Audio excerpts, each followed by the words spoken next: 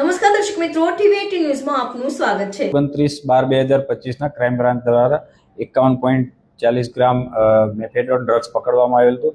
જે તે વખતે અગાઉનો આરોપી અરબાજ શેખ ધરપકડ કરવામાં આવેલી હતી અને તપાસ દરમિયાન આરોપી આદિલ ઉર્ફે જાડો ઉર્ફે મસાલો રફીકભાઈ વાણિયા રહે શાહપુર સુરત વાળો નાસ્તો ભરતો હતો।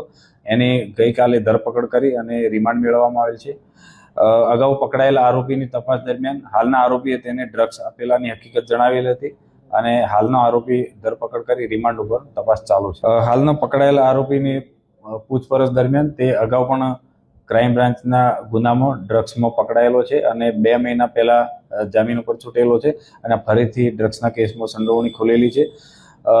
હાલના જે મેફેડ્રોન ડ્રગ્સ છે એ પોતે ક્યાંથી અને કેવી રીતના મેળવેલા એ બાબતે એના રિમાન્ડ મેળવી અને આગળની તપાસમાં હકીકત ખુલશે।